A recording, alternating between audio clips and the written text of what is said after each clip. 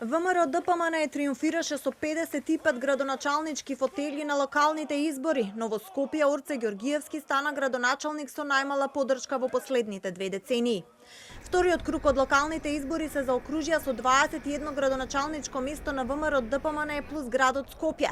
Коалицијата влен со 4, најголемата опозицијска партија СДСМ со само 3 места, Унија на Роми 1 место и партијата Знаме 1 градоначалник. Коалицијата вреди и владиниот партнер на Мицкоски овие избори ја декласираше дуи со 9 градоначалнички места наспроти 5 на коалицијата најпредводена од Али Ахмети.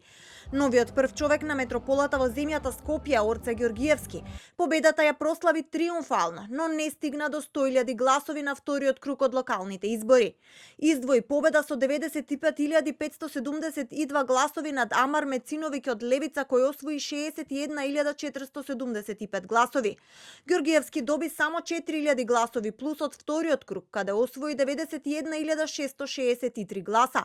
Не ги доби гласовите ниту од коалициониот партнер Вреди, кој пак во првиот круг однесоа скоро 30.000 гласови со нивниот кандидат Башким Бакију. Ѓорѓиевски освои победа и со досега најниски резултати во последните 20 години за разлика од претходните градоначалници Арсовска, Шилегов, Трајановски и Трифун Костовски, кој досега имаше најниски резултати, но за разлика од новиот градоначалник Орце Ѓорѓиевски во 2005 имал за околу 600 гласови повеќе. Партијата Левица не освои ниту еден градоначалник на овие избори, но сепак славеше. Амар Мециновиќ ги дуплираше гласовите од првиот круг. Мециновиќ однесе победа над Ѓорѓиевски во општините Карпош и Центар. Кичево за прв пат после 12 години доби градоначалник од македонскиот блок. ВМРО ДПМН е предводена од кандидатот Јовановски победи со 14.228 гласови во трката со Дехари од коалицијата најпредводена од ДУИ. Во општината Кочани, каде годинава се случи незапамтена трагедија и однесе 63 човечки животи, победи кандидатот на коалицијата ВМРО ДПМН. Во Шуто Оризари пак, каде во вториот круг се гласаше и на 3 места за советнички листи, победи Унија на Ромите, а Курту Дудуш победата ја прослави со круна на главата. Локалните избори 2025 ги обелажа историски најниска излезност која не стигна ниту до 50%. Во вториот круг најголема излезност има во Росоман и Лозова, а најмала во Куманово и Шуто Оризари.